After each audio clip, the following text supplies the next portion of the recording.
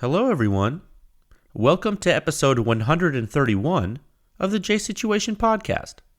I'm recording this on September 20th, 2022. Man, I hope you are all doing well. You know, I actually just got home from a wonderful research symposium, in a dinner we had actually this evening, and it is very late. I had a great time. Just a really great event. I am just inundated with stuff to do here. So not a lot of time in PEW Science land this week. So we are going to hit what we need to hit on this episode, and we're going to do so expediently, or at least I'm going to attempt to. Okay, I want to hit night vision and thermal. I need to hit the reviews from last week of the Enticer series on 300 blackout, and I want to give a quick shout out to some of the new corporate members of PEW Science as well. Okay, so let's do it. Thanks for being here, and I do appreciate you listening. I really do mean that. And the J Situation Podcast is brought to you by High-End Armament Technology. That's right, it's a dealer of exactly that, high-end arms and accessories. They have significant longevity in the machine gun and the NFA game, as well as significant expertise in both their procurement and operation of night vision, thermal optics, and infrared sighting systems. Robert and his crew have decades of experience and actual knowledge of the gear. That's pretty cool. You know, so if there's a weapon system that's rare and you're having trouble locating it, or you need to get into night vision or thermal game and you don't know kind of what you're doing, or maybe you want to get into the transferable machine gun game, they're a great place to call.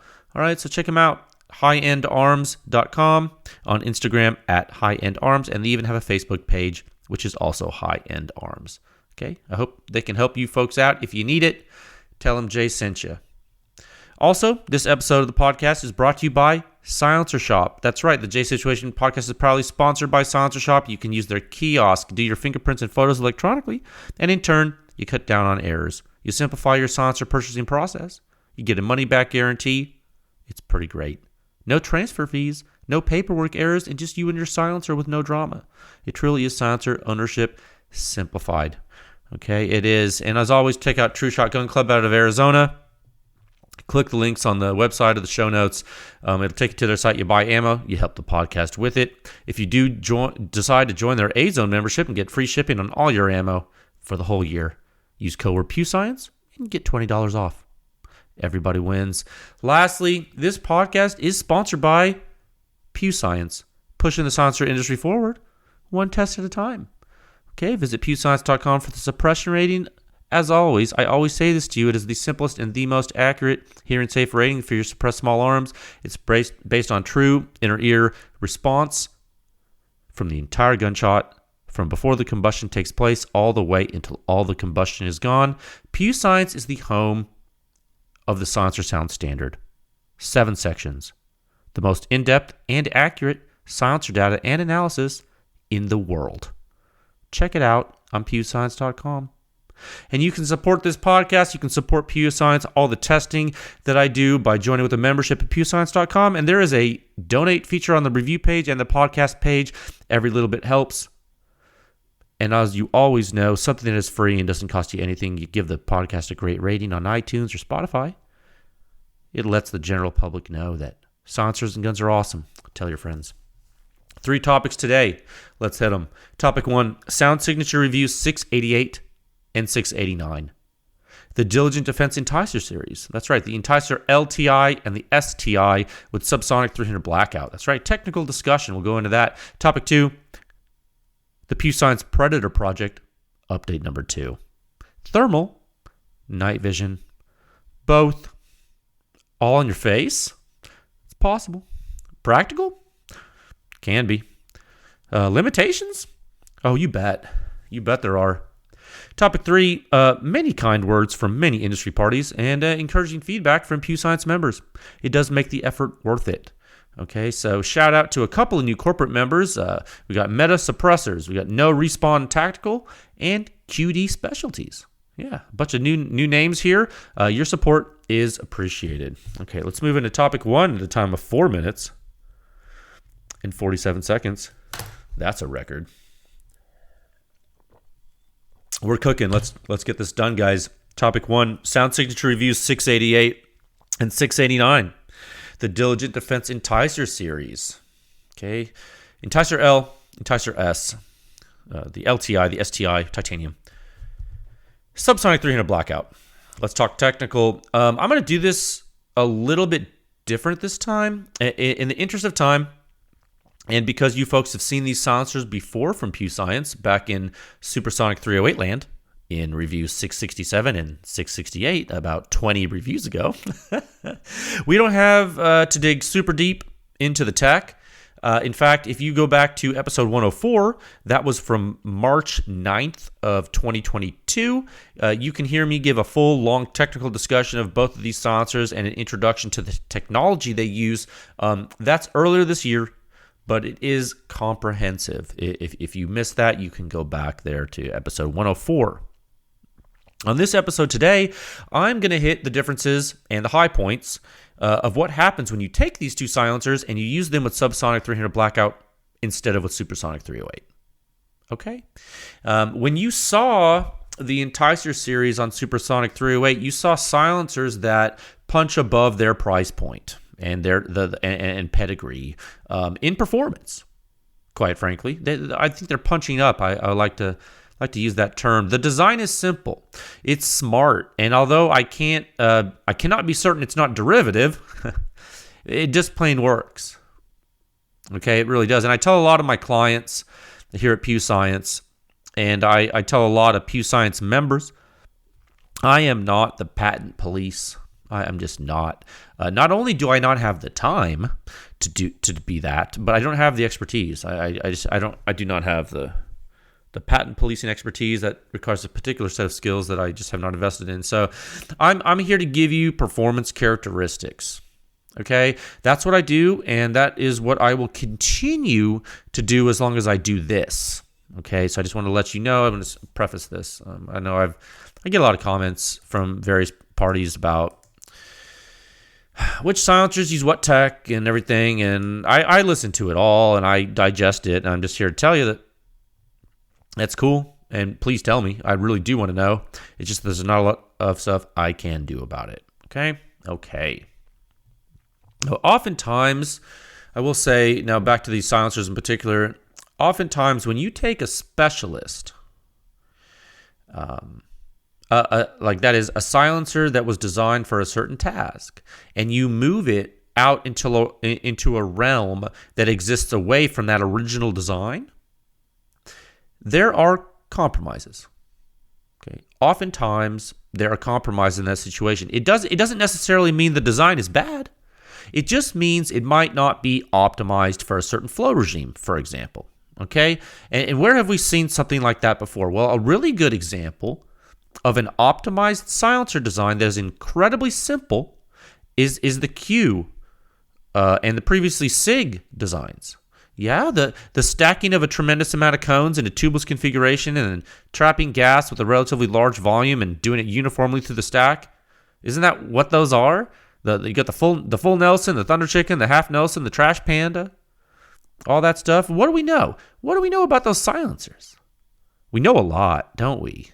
We know they're very efficient at subsonic suppression in a gross fashion. Why? Why is that? Well, we know the technical reason. We know that they don't have enough complex flow paths to relieve high pressure zones in the silencer, so you get some stagnation.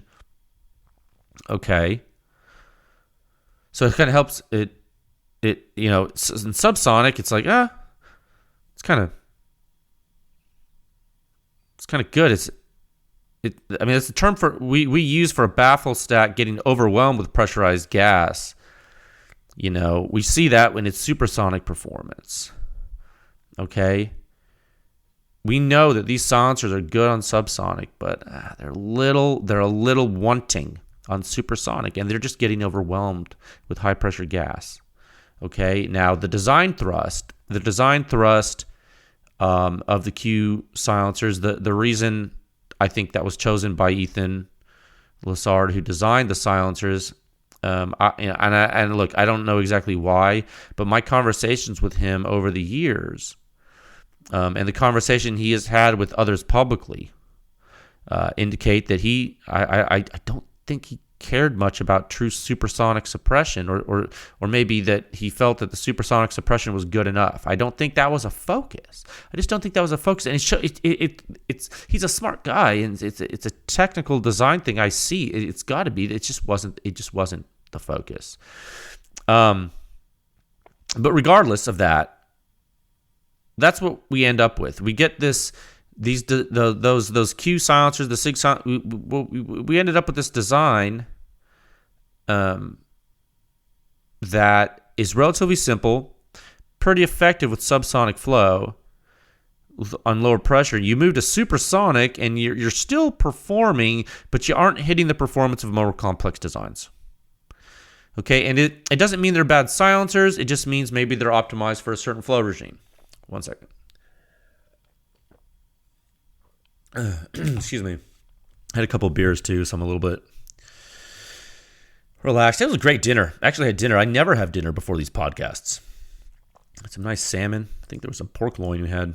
It was very nice. Open bar. So you take the Enticer series. We just talked about this Q silencers.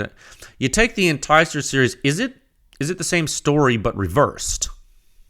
I was thinking about that. Does the Enticer suffer in the subsonic flow regime like the Q silencer suffer in the supersonic flow regime? And I would say no, not exactly. I don't think that's true.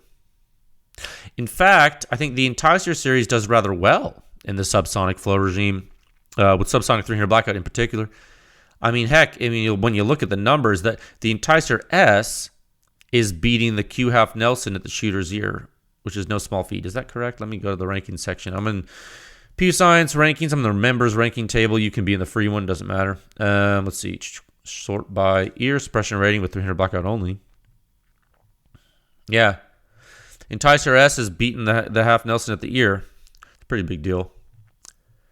That's a no small feat. So you got to know as well, the half Nelson is an excellent subsonic 300 blackout silencer for its size.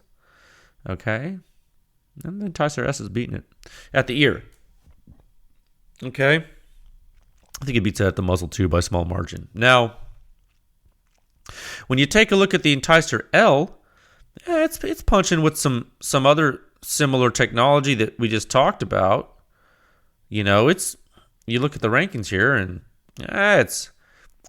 it's performing pretty close to the SIG, the SRD 762 TI-QD that we tested there. That's basically just like a Q silencer, but made by SIG back when Ethan worked at SIG.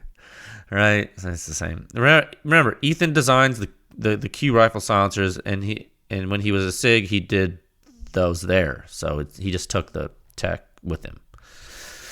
Same. Okay, so you can see that the Enticer L is hitting the SIG levels at the ear, or roundabout, pretty close, using the minifix, right? And that's incredible. That's really good. Okay? And it's, I'm looking at the rankings table right now with 300 blackout only and sorted to be able to, that's the way I'm able to rattle off these numbers to you. I wouldn't remember them off the top of my head. Now, we're going to go and we're going to get into some of the data like we usually do, but bear with me for a second, okay?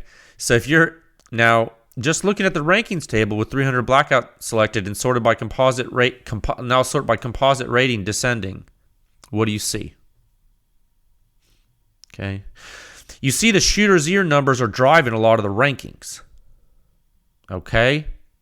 Which is to be expected because of the weapon system and the way 300 blackout subsonic works. But this also happens for two other reasons. Let's look at this. The first reason this is being driven like this is the Enticer series has a continuous disparity between muzzle suppression and shooter's ear suppression. And that is, and what I mean by that is the bystander versus shooter suppression. No matter what the cartridge, it's interesting. I mentioned this in the reviews, or at least I mentioned it in one of the reviews. And it's something you usually see with silencers that have a super high flow rate. Okay, but it's happening with the Enticers here on subsonic 300 blackout, just like it happened with them on 308. So that's something that's kind of really making the ear rating drive stuff here because of the disparity. And then the second reason the ear ratings are kind of driving these rankings for the Enticer series in particular is because something really big is happening at the muzzle. and that's first round pop. And sure, like the FRP, first round pop, manifests at the shooter's ear too. Obviously, it's the total signature. But 1 meter left of the end cap, FRP is a gigantic thing. And with the Enticer series on Subsonic 300 Blackout, the first round pop is in your face. And there is absolutely nothing you can do to ignore it in the data. It doesn't mean they're good silencers or they're bad silencers. But you need to understand this and at the very least be aware of it. Okay, I want to talk about this because it's, I think first round pop is something that I feel like I'm talking more about, and maybe we don't talk about it enough. I don't know. And I'm not picking on these silencers, but I think it's a good case study. So with that broad overview, let's look at the data. All right, let me drink one more drink of water. 1 second. You guys got to know I've been literally talking all day. I've been giving talks and good golly, Miss Molly, as they say. Goodness gracious, it has been a time, as they say. It's been one of those days, guys. So what we're gonna do here, we're gonna look at review 688. We'll pull that up. I'll pull that up right now on pewscience.com. You can follow along at home if you want. I have the member review up 688. And this time, guys, you're going to need to do some independent study. I'm going to take you into the forest on this, but I'm going to let you make your campfire by yourselves in the interest of time. This week is just not conducive for me. It's just not. I can't take you super deep into the woods this week, but I'm going to take you. I'm going to take you in. We're going to look at stuff. I just can't take you far. You're going to have to make your own campfire. You see look at the suppression rating. 65.5 composite, which is pretty high for the weapon system. Relatively. And you see at the ear, you're solidly in the 60 zone there, 64.1. You can shoot this a lot, like as the shooter, and really be, I think, happy not to hurt your unprotected ears. You know what I mean? You really can. And out in the open with this ammo, with this gun, you're doing that. Okay, you feel me? I want you to understand this is a controlled test environment. You're out in the open. You're away from reflecting surfaces. You're at the mil standard height. You understand? So you're out in the open doing this. You can shoot this thing for a while, dude, and you're good. Okay?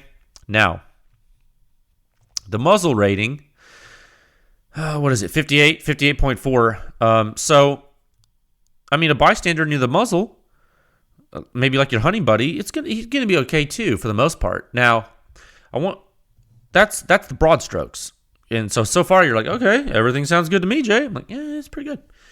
Now, I want you to look at the fingerprint really quick though. Let's go scroll all the way down to figure 1. Scroll down table 1, figure 1. Okay, now. Check this out. You see internal combustion in the figure, right? And then you see initial jetting. It's all labeled. You don't have to remember this. It's all on there. Then you see the initial jetting happen. You see everything get quiet after that. Then what do you see? What do you see around 31 milliseconds or so? I'll give you the answer. You see a major jet start to build. And build it does. This is significant FRP. Okay? And this is the L silencer. This is actually, and this is actually, it's interesting. This is actually a case in which you can see this in pressure space, plain as day, and we haven't even gotten to impulse yet. I want you to look at figure 2. When you look at figure 2, figure 2A, figure 2B, see the black waveform at full time scale there in figure 2A? You see the black waveform? And how it's absolutely overwhelming the plot in early time compared to the other 4 shots. You see that? It's plain as day. Click it to make it bigger if you want. You can see the black waveform that's not a time offset. That's shot 1. That's what it looks like compared to the other shots. Those are all synced in time.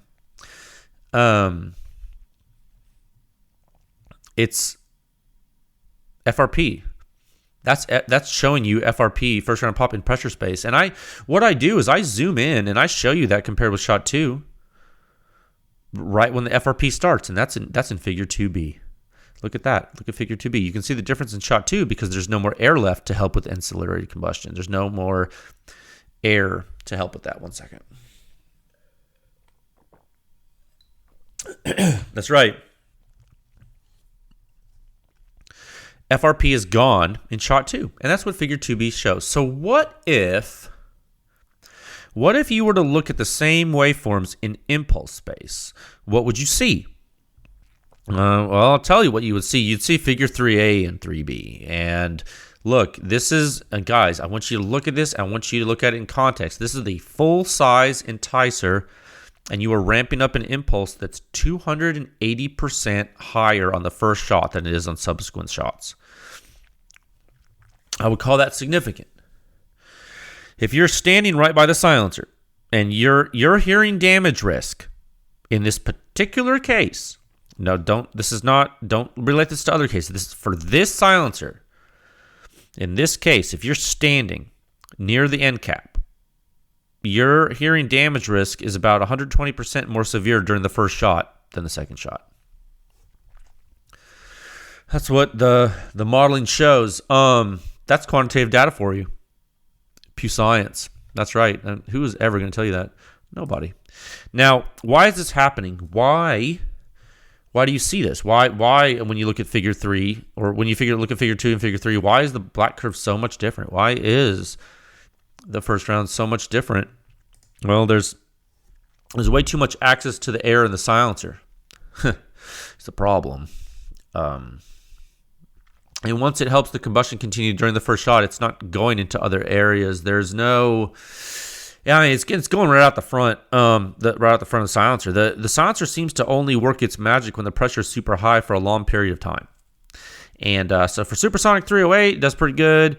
For subsonic 300 blackout, it suffers from the same type of first round pop you might get with something like the Banished 30 Gold from Silencer Central. Excuse me. In fact, it's pretty pretty similar in the signature to that silencer on this platform, and that's actually a really good comparison. The Banished 30 Gold to the Enticer L on subsonic 300 blackout. Yeah, I'd say that is a pretty good, I think, parallel to be able to draw. If you if you shot an Enticer L, and you haven't shot a Banished 30 Gold, or you've shot a Banished 30 Gold and you haven't shot an Enticer L on 300 blackout, let me go to the rankings really quick just to make sure I'm not talking out of turn. Yeah, actually, that's funny. The Banished 30 Gold. Oh no, okay. Yeah, they're right next to each other on the chart. I think the Enticer has a better signature at the ear. The Banished 30 Gold has a little bit quieter signature at the muzzle, and they're pretty close. So that's interesting. Yeah.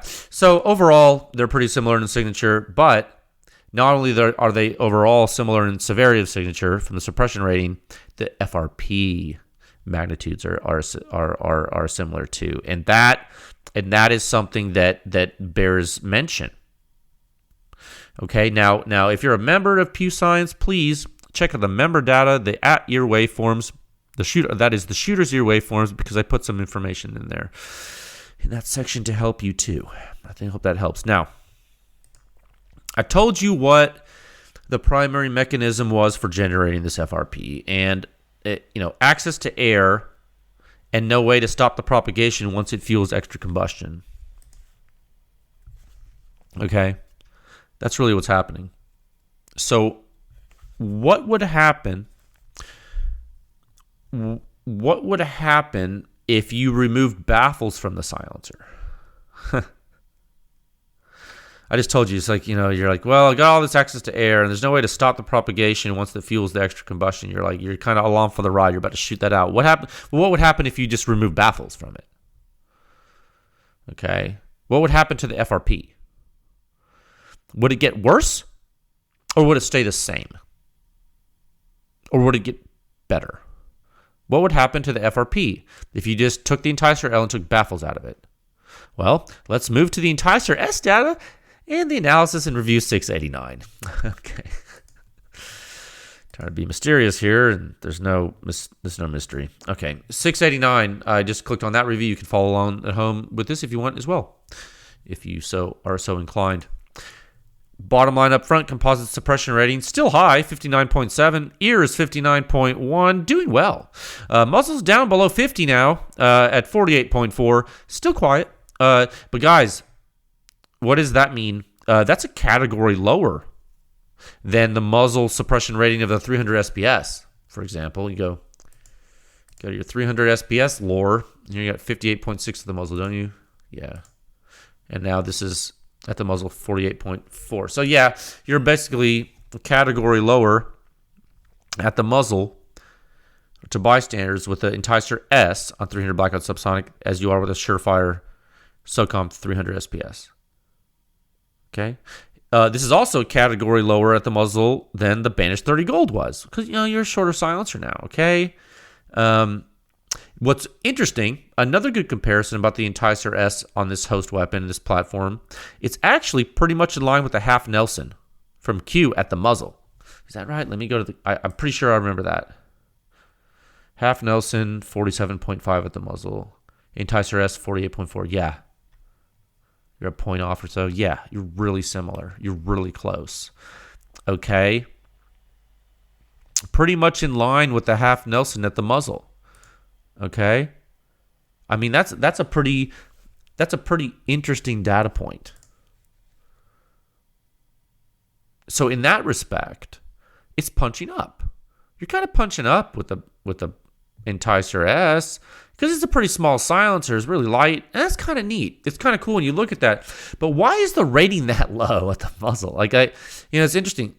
It's actually, it shares a lot in common with the Half Nelson in this performance, and it shares more than the muzzle rating. It's very similar in FRP severity in a way. Okay, it really is. And this is another technical thing to look at. Do the same thing that you just did with the Enticer L a minute ago. Do it with the Enticer S. Go to review 689 now, scroll all the way down to figure 1 again, and look at the fingerprint. Look at it. Okay, the fingerprints, it's undeniable. It's shot 1, early time. You cannot hide. When you look at this stuff, guys, you're going to start to learn this. You're going to be like, oh my God, this is so valuable. Like, I know.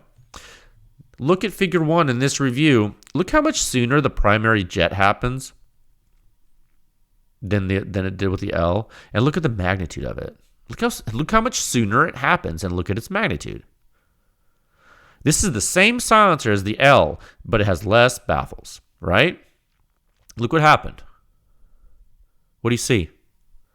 The gas comes out faster and more severely on the first shot. Huh. Does that make sense to you? If you took a silencer, cut the front off, put the end cap back on, and shot it, would it trap less gas and be louder? If so, what would the combustion pressure look like 1 meter left of the end cap? That's figure 1 between the two reviews. It's literally the comparison I'm making. I should have overlaid them is what I should have done. That would have been a cool one. Whatever. You get the point. Flip back and forth if you want. Flip back and forth between the links. Open them, put them side by side, make a picture. Compare them, but that's the difference. Number of baffles. All right, 1 second. That's right. So with the S version, you're going to see FRP like you did with the L, but you're going to see it a little differently. Okay? You're going to see it earlier, and you're going to see it bigger. Why? Why are you going to see that first round pop earlier and bigger? Well, it happens earlier because there's less baffles, so it comes out of the silencer faster, and it happens bigger because there's not enough time to keep the gas in the silencer. It runs out of baffle space. So when you look at figure 2 and figure 3, scroll down further, past figure 1, go all the way. You should read the article too if you haven't, but if you scroll down to figure 2 and figure 3 there, we got figure 2A, figure 2B, figure 3A, and figure 3B. If you look at those figures, you're going to see FRP Town, USA, population U. That's right. You cannot. I'm telling you, you can't hide this from PewSoft. Like it's obvious. Like this is like one of those things where it's like I don't know how you would read these reviews and not notice this. Like, remember Sesame Street? I think it was Sesame Street where it was like, one of these things is not like the other. One of these things just doesn't belong. And it's like a nursery rhyme type of thing for kids. I remember that. Now, I mean, that's what, when like in cases of big FRP, that's what I see when I look at the impulse waveform plots. I see all the waveforms lying on top of each other and the first shot being like super like on crack, you know what I mean? So to speak. So yeah. That's what you see. You can't look at the single peak measurements, really. I mean, you can, but it's like not. I don't know. It doesn't really give you a feel for it, does it? When you just look at a single transient, when you just look at the peak, you're like, oh, it's a little higher. I don't buy it. I don't like when people look at stuff like that because it doesn't help you. You have to look at the entire waveforms. You have to look at pressure and impulse space, and you have to understand why it's happening. You are getting 200% more impulse out of this silencer during FRP, and the hearing damage potential is over 3 times more severe to bystanders during the first shot. Over 3 times more severe. Those are the numbers. Okay, those are just the numbers. So that's the Enticer series. Okay, on 300 blackout. Are they quiet for what they are? For their size and supersonic rifle? Absolutely. Now, what about subsonic 300 blackout at an 8-inch barrel like these reviews? Yeah, they're quiet here too. They're quiet, dude. But it takes them a second. It just takes them a second. You got to shoot a shot or displace the air out of the silencer with CO2 or something like that. Or you got to be okay with the FRP. That's the reality. Now, after that, it's quiet time for you. That's right. I mean, look at the freaking follow-up waveforms. It's like, oh my God. Look at the suppression rating. The suppression rating is based on the whole 5 shots, okay? FRP goes into it because it's part of the equation, but it's not going to, if all your other shots are quiet, the rating's still okay. The reason why we do 5 shots like that and we don't remove the FRP or something because we don't want to like artificially inflate the rating and we don't want to deflate the rating. We also don't want to diminish the contribution of FRP to the suppression rating by like testing for like 90 shots because you'd be like, well, now your FRP doesn't even matter because there was only one FRP, but there was 89 other shots. Understand?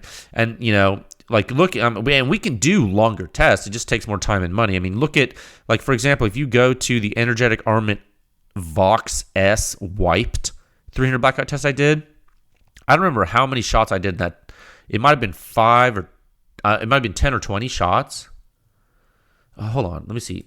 Now I can't remember. Okay, Vox S wiped. I'm in the rankings table. Clicking the review. 1 second. Oh yeah, that was a 20 shot test, dude. That was 20 shots. You can see the plots on PEWScience.com. That's Sound Signature Review 638. That's the Energetic Armament Vox S with subsonic 300 blackout, but with a wipe. I did it 20 times. I shot it 20 times to show you how first you get FRP, then you drop in impulse by a lot, and then as you continue to destroy the wipe, the impulse comes back up because you're letting more gas out. Yeah, that's the first time anyone in the world's ever shown you that. Probably the only time anyone ever will. So we can do 20 shot tests, but if you notice the suppression rating that I give you there, it's computed from the 5 shots because I didn't want to diminish the contribution of FRP to the suppression rating. I hope that makes sense to you guys. Like if you have 5 numbers and one of the numbers is big and you're going to take the average, it's good because that one of the numbers is big contributes a lot. If you have 100 numbers and that first number is big, well then the first number could have been big or small. It doesn't matter because the average is not going to matter. Okay, it's 1 out of 100, so it would only be 1%.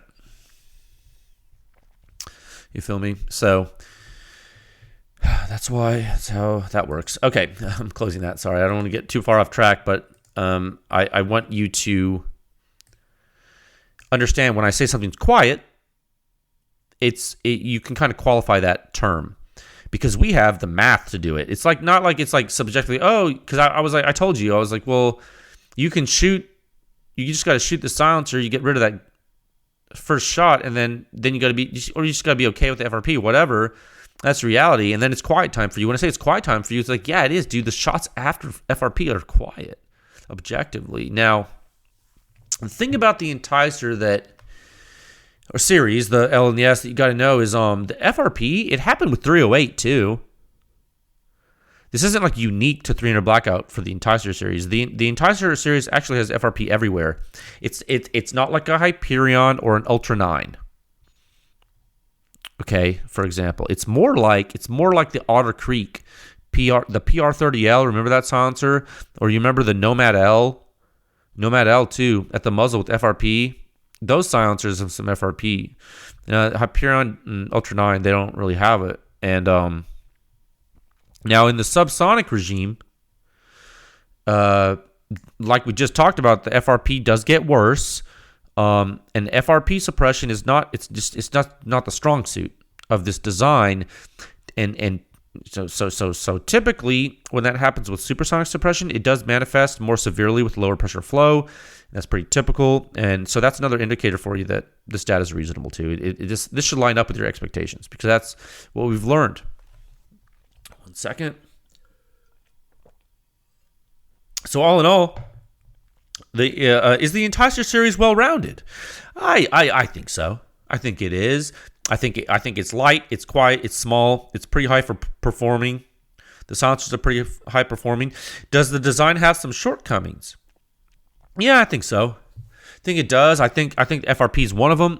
Can it be remedied? Can you fix it? I think some design tweaks could be done in a pinch. I think maybe you use a pop stop from discrete ballistics to inject CO2 if you need to have a super stealth, capability for only one shot. Maybe, I don't know, maybe you're using it to kill something inside a house. Maybe you want to be as quiet as possible. Get in, get out. In that case, you inject CO2, you put a condom over the end of the silencer. You shoot your shot, you kill the objective, then you leave. You're golden, you're good. You're all set. Now, if you have time to plan that mission, you have time to inject CO2, I think.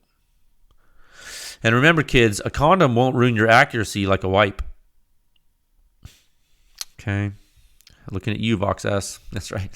Oh, man. But okay. So, in all seriousness, big thank you to Diligent Defense for trusting me to perform this work. All the testing, the data, and the analysis for these two silencers, that was funded by Diligent Defense with supplemental funding by PEW Science members, as always. And so thank you, Diligent Defense, for your support, your trust, and for being cool. You're making good stuff, and that's really neat. I'm really proud of you guys, man. It's awesome. I'm excited to see what the future holds from these Diligent Defense folks. Quite the outfit up there in the Northeast. So I do think that's cool, and they're really neat silencers. If you ever get a chance to shoot these things, you should. And also maybe if you ever get a chance to pick one up just to see how light they are. It's crazy. They're not that big. These things. They're smaller diameter than a lot of these other silencers that they're punching up with, and they're not that long either. And the modular rear end and everything, it's cool. I mean, me personally, I'm not into the super shiny versions. I'd probably spray paint mine. That's just my jam, or like maybe Cerakoted or something. It's just what I like. So me personally, it's a personal preference. But yeah, I think they're pretty cool silencers. Honestly, they're worth checking out. You just got to know how they perform, and that's why I'm here. Okay, let's move into topic 2 at a time of 39 minutes. In 15 seconds. Oh, this is great timing. I need some more water. Oh, I'm almost out. Okay, I gotta pause this. I'll be right back. I need more water. Okay, I'm back. Yeah, I've been talking all day, so my voice, I guess, I'm just going through mouth lubricant faster. I don't know what it is. Just going through water. I have to. I was talking all day today, yesterday too, and then I guess tomorrow I got to get up at the butt crack of dawn and give some talks, and then Thursday I gotta go talk all day to somebody else, and it's like, man, yeah, you can't win for losing sometimes. Your week just gets, I don't know what it is, man. It's one of those times where it's like, I don't know what it is. It just, the compounding nature of the way the universe works with time. Topic 2, the Predator Project, update number 2, PEW Science Predator Project, thermal, night vision, both, all in your face. It is possible, can be practical, but are there limitations? Yeah, I think there are. And a lot of people know about them, but I want to tell you my firsthand experience. I went ham, guys. I told you guys last episode I procured a Skeeter L, Skeet IRL, and a Voodoo S. Well, I went ahead and I mounted them to a KVC bridge. I hate saying that because it's really an RQE bridge. And I used these, and the RQE bridge, it's not sold anymore. So good luck. So I put those thermals, that's a whole nother story. I put these thermals there on that bridge, and I used them to walk around my block in my neighborhood there during the day. And I walked around the ranch at night, and boy, howdy, I tell you what. The field of view is, of course, not the best for walking around if your terrain is not familiar. But if you know your terrain, boy, is it doable. And boy, can you see really, really far. It is incredible. And I'm going to post a photo with this episode. I took this photo the other day because I knew it would be super late on doing this. And that photo is going to show you 2 bridges. And it's going to show you 2 PVS 14s. It's going to show you a green phosphor and a white phosphor there. And, then it'll show you the Voodoo site and the Skeeter. And so the PVS 14s, the green and the white there, the green phosphor and white phosphor, those are sitting on a 3D printed polymer bridge. It's called the Pano bridge. All right, the Pano bridge allows you to cant the binocular angles independently to overlap your 2 fields of view. It's really weird. It can be interesting. Been messing with it. It also allows you to rotate the binoculars out of the way, like independently, which is cool. That's a pretty modern bridge feature. I find fine. It works fine. And the Voodoo and the Skeet are sitting on the RQE bridge in the picture, and that bridge is the Mac Daddy in a lot of ways. It allows you to move the sights closer or further from your eyes. Globally on the bracket there, and there's some tricks to do that. And then it also allows you to move the sights over each eye independently, close or far from each other. So side to side movement independently with the little dials. It's cool. A little screwdriver. It's kind of cool. And that's called the interpupillary adjustment, I guess, to the distance between your pupils. Whenever I say that word, I think of the movie Silence of the Lambs, when Anthony Hopkins, Dr. Hannibal Lecter in the movie, was explaining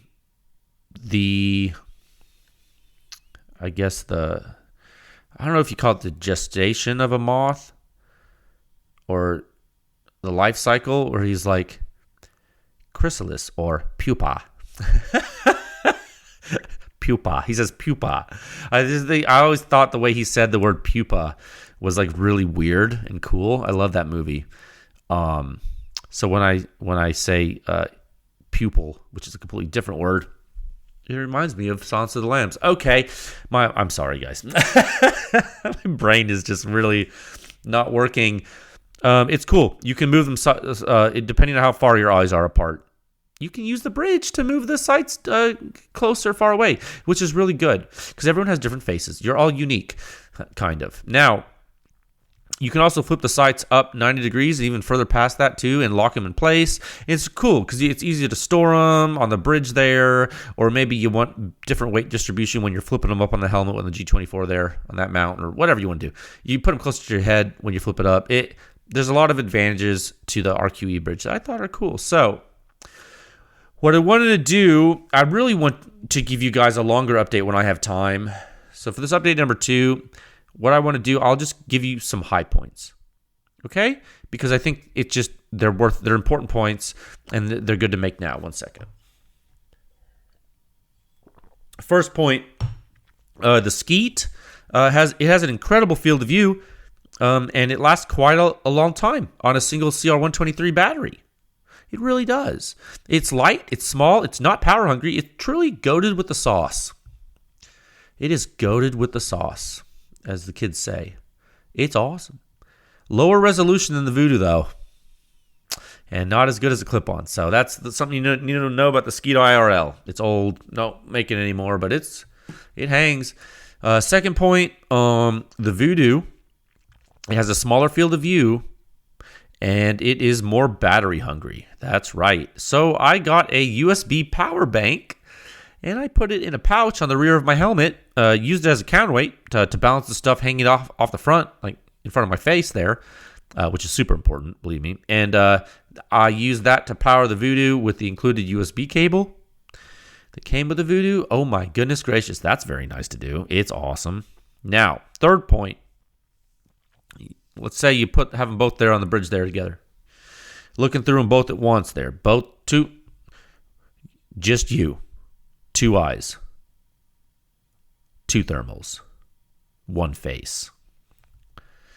You're looking through both at once. One, let's say I have the Voodoo on my left eye, the Skeet on my right. What happens is that your field of view, that is, what did we call the field of view before? On the last episode, we called it the view that was bisected by the angles created by your peripheral vision. Okay? Your field of view really doesn't get bigger using 2 of them, using 2 thermals like that. I know you think it might. A lot of people say it might. It doesn't.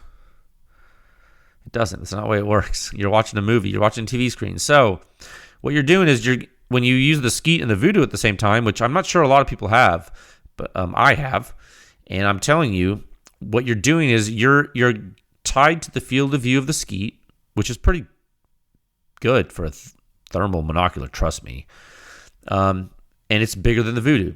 But you're tied to that field of view. So what ends up happening is the Voodoo screen ends up overlaying onto the Skeet screen. And what you do is what ends up happening is you get a high def overlay on the Skeet image. It's really interesting.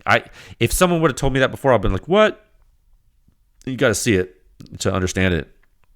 It's actually remarkable.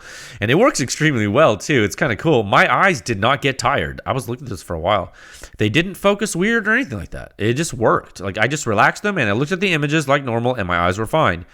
What I did was I used the same polarity on both. So if I was on white hot on one, I'd be white hot on the other. Or black hot on one, black hot on the other. And then I tried to adjust the gain similarly and the brightness, and boy howdy, does it look good. I tell you what, in different resolutions, different field of views, but it works way better than I ever thought possible. And you know what, I am very, very happy with this combo for detection of stuff, and even navigation on familiar terrain. I tell you what, this is insane in the membrane to me. 1 second. Skeet on one eye, Voodoo on the other. Never in a million years would I thought I'd do that. Seems to be working. Now, I guess my fourth point here. I tried something that I think some people are going to be sad when I say this, and I'm sorry. I did try to bridge night vision with thermal. I tried to bridge the green and the white phosphor PVS 14s. So first what I did, I bridged the PVS 14s together, the green and the white, on the pano bridge there. The L3 white phosphor tube I have is way nicer than the L-bit or whatever it's called green phosphor tube. Both of them work. The white phosphor is better, way better. And now the green phosphor works, but the white phosphor is like, whoa. But it's just an amazing quality tube, I think. Now bridging the two together, it works, dude. I had no problem. I used the two night vision binoculars bridged on the pano bridge. I was navigating back to my truck in pitch black darkness at the ranch after I was sitting and watching the field. me and my lady were sitting there watching animals at night in pitch black darkness, just under stars and no moon. And that was cool, as always. And I was navigating back to the truck with no light and just the nothing, no light at all, no IR, nothing. I was using the PVS 14s. It was awesome. I had the gain turned up. I could see. It was cool. So the Pano bridge seems to be cool. I mean, it's not. Is it my favorite bridge? I don't know. I don't have a ton of experience with it yet, but it seems to be working pretty good so far. It's not cheap, but it does work. Now, so that was a win. Just knowing that two completely different PVS 14s can operate just fine. Now, bridging the PVS 14s, bridging both of those with thermals in every combination you could think of on both eyes for each one, like I did all that, that was significantly disappointing to me. I could not, for the life of me, I could not, dude. I could not make the thermal image line up on the night vision image. I could not do it. It just was not happening. I would need to pan. I think what I would have to do was pan the image of the thermal in the software or something to do it. And the BAE sensor core in these, call it whatever core you want in the Voodoo, but the Voodoo nor the Skeet, they do not allow you to pan the entire image on the display. Like, I don't know. So I don't think you can do this with these sites. And to tell you the truth, I'm not sure if I really need to do it. Like, I mean, we can talk about this, but like, what are you actually doing, right? When you're using thermal and night vision at once, it's a cool thought. It's like, what are you actually doing, right? I think you can use night vision and thermal at once and favor one or the other. And I think you can even flip one up or flip one down when you need to. And I think it gives you a lot of power. It gives you a lot of power for detection and navigation. But if you want both of them in front of your eyes and you want to look through both images at once, you're going to need to be able to need to adjust the position of the thermal screen. I think it's really important. I see people saying they're bridging night vision with thermal, and guys, I'm a little skeptical. I have to say, maybe I feel like they're either not doing anything with it, like they're not actually using it, or maybe they're not talking about the actual experiences or something. Because I think you need to be very careful if you think you want to do this. I do not envision it working perfectly for the vast majority of people. It's not like my head's not a weird shape. Like, it should work. If it's working, you know what I mean? Some people were saying to me, oh yeah, the Voodoo is really great with a white phosphor tube because of the colors is similar, and they're talking about like what I did when I adjusted the Skeet to look like the Voodoo, or vice versa when I'm looking through two thermals, and it's like, oh, okay, well, cool, those look similar with the color palette or the polarity I'm using. Rather, I'm using the same polarity, black or white, hot. And I'm adjusting the gain similarly and the brightness similarly. So yeah, it's going to be great. But now they're saying, oh, well, the white phosphor has this, hue and tint and whatever color. So and the Voodoo's white screen, it'll look similar. And I'm like, first of all, thermals have way smaller field of view. So there's that compared to night vision. And then the night vision monocular is not going to overlay with a thermal and vice versa unless you somehow force your eyes to do it, which I couldn't do. So is it still useful to bridge a thermal device and a night vision device? I think it is. I think it's still useful. But I don't think you want to count on both eyes open, staring out in front of you and getting a good image that's combined. And people that are telling you that they are, they need to be honest with you. Because I have not talked to anyone that is like telling me that it's crystal clear. But if you read, you read stuff on the internet and everyone's like, oh, it's perfect, it's awesome, it's great. I'm saying, be honest, dude. I'm not saying that you can't make it work. And some of these sites, especially some of the cheaper sites, I think allow you to move the image. Like I think the FLIR Breach might let you move the image, and I think some of that Chinese stuff lets you move the image. Okay, so maybe if you have a Chinese one, or you have a breach or something, you can do it. But I think if you can't do it, if you can't move the image of the thermal, because remember, just panning the thermal itself, the whole body, moving it left and right, it's not going to work. And what I'm telling you guys is what you're going to do is, let's say you're looking at a tree in front of you with night vision and thermal. Night vision on one eye, thermal on the other.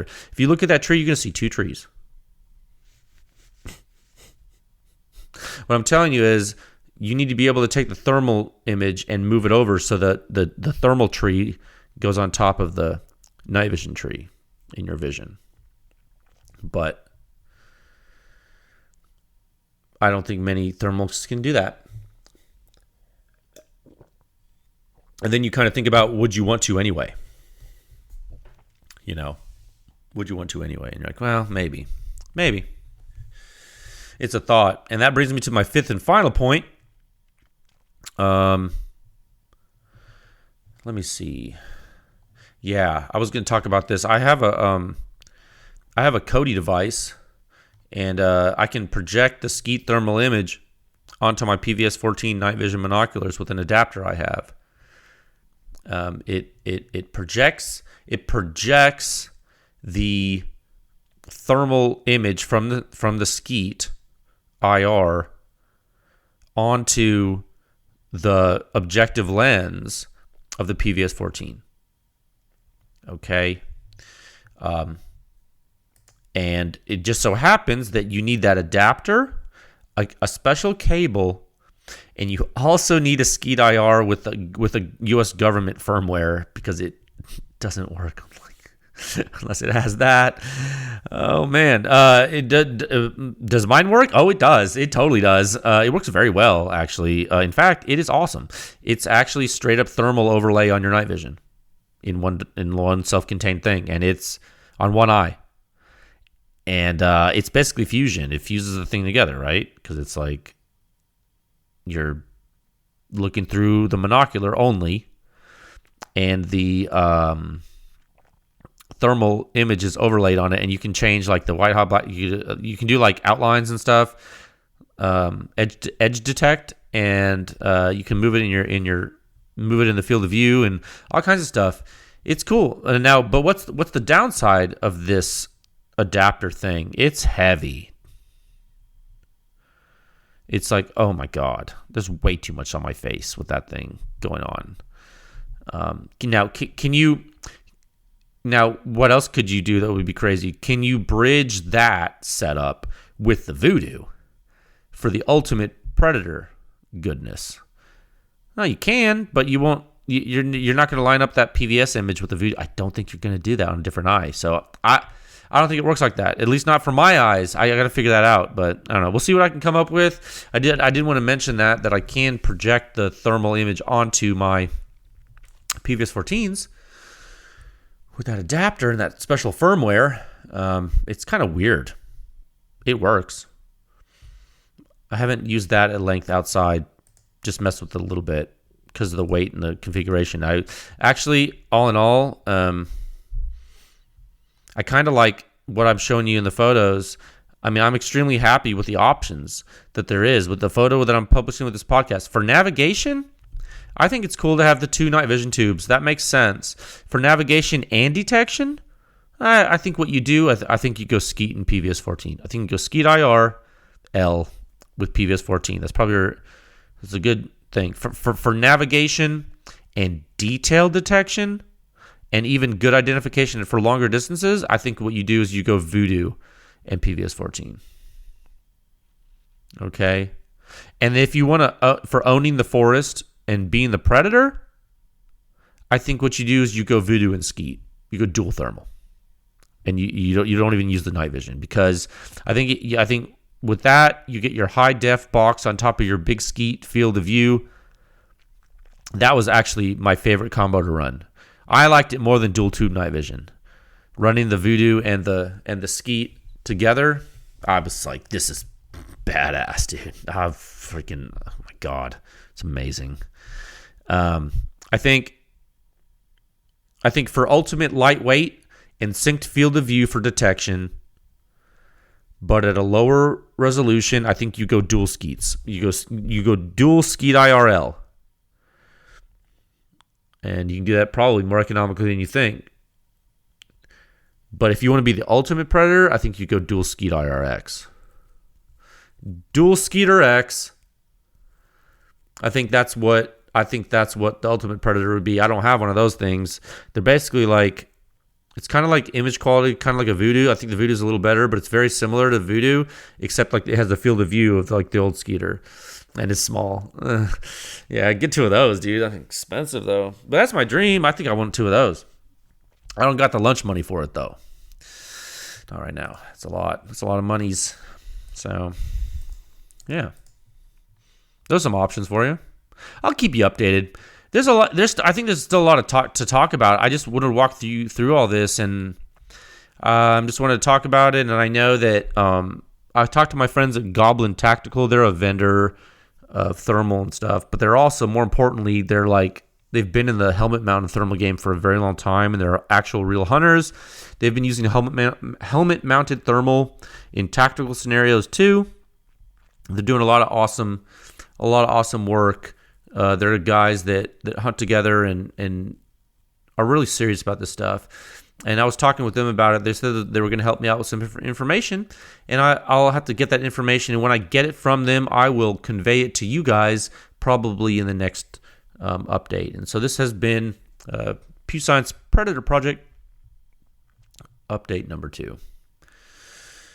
Okay, let's move into, you're like, oh my God, topic 3 at a time of 1 hour, 2 minutes, and 7 seconds.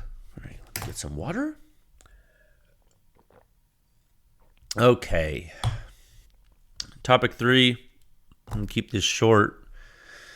I wanted to say that, I've received a lot of kind words from many industry parties and a lot of encouraging feedback from you PEW Science members. So for me personally, this is me, Jay, talking here. That makes the effort worth it. Okay. And I wanted to give a shout out to a couple new corporate PEW Science members. Okay. So I do want to thank all of you for your support. I think the effort's working. It's a little scary, but we're growing and doing stuff, and it's awesome. And I couldn't do it without all of you that are listening. A lot of welcome emails were sent by me recently, so if you haven't got one yet, please check your spam folders. The only people who should still be waiting are those who joined within the past couple of days, because I haven't had time to sit down and do it. Now, 3 new corporate members who I have been tardy to welcome should be welcomed now. The first one is Metasuppressors. They are a new silencer company, completely unknown, so thank you to them. I've spoken with them on the phone. They're an up-and-comer. Thank you for your support. The next one is No Respawn Tactical. They are a dealer. I have not spoken with him yet. And then QD Specialties, who is a dealer out of Florida. Actually, good old Florida, man, has a lot of stuff going on with silencers. It's interesting. So welcome to the family, guys. Welcome to the family. I will, not tonight, maybe tomorrow, when I get some time, I'm going to put links on the RFQ page on pewscience.com, where you can request a quote. When you go there, there's a list of all like those corporate PEW Science members. I like to put the logos on the page there. That way it helps people. They can click on the logo and go to these people's website, and helps funnel traffic to them, and a little marketing for them, and kind of recognition for them too. I think it's cool. If you guys want to go check these people out, Metasuppressors, No Respawn Tactical, and QD Specialties, I think that'll help a lot. And you know what? Now that I think about it, when I'm doing this, since we're almost out of time here, let me go to my email, because I just talked to this guy. What did he tell me? Here it is. He emailed me back. Oh. Yeah. It's interesting. I always ask people when they join, I say, hey, how did you find PEW Science? And tell me about that. And, he was telling me that they actually followed PEW Science for quite a long time. And this year, this guy, the owner of QD Specialties, he started an NFA-specific company selling mainly silencers and SBRs. And that he bases what he carries off of what PEW Science has reviewed, so he knows what to tell his customers. Like, he's basically telling me, like, dude, I'm using your information because I know that it's backing stuff up, so I can feel okay that I'm recommending stuff. And he is not the first person to tell me this. There are several well-known dealers that tell me that they think they're lucky stars that this exists because they have reference material to give to their customers. Because they're like, dude, look. Because, sometimes it's hard to believe the gun counter guy. And for good reason. Sometimes they don't know what they're talking about. But, that is what it is. It comes with the territory. But what if the gun counter guy knows a lot about silencers and he's telling you, dude, I'm telling you the silencer is awesome. Well, now they can say, well, not only do I think it's awesome, check out the PEW Science data. And they can look at that and be like, oh, wow, that does meet my use case requirements. And he's like, I told you. And so it's like, it kind of helps back them up. A lot of folks have been telling me that in so many words. Okay, I'm paraphrasing, but which is cool. And that's because of all of you listening. All of you have helped create this system where we have a standard.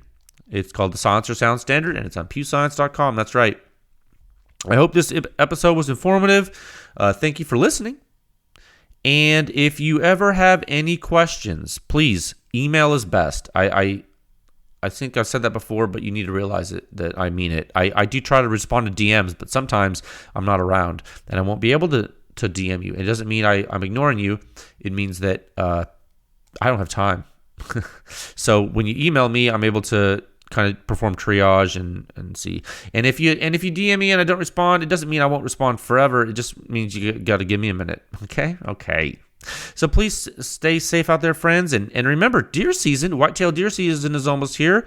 If you get a thermal spotter, at least, maybe you start to use that. It'll change your life. I'll put a in the photo I'm posting, it'll have my thermal spotter too. I don't have the thermal weapon sights in there, but I have a bunch of thermals you can look at and stuff. It's cool. Maybe get some inspiration, as they say. Okay, don't let your dreams be dreams. I'll talk with you folks again soon. All right, bye.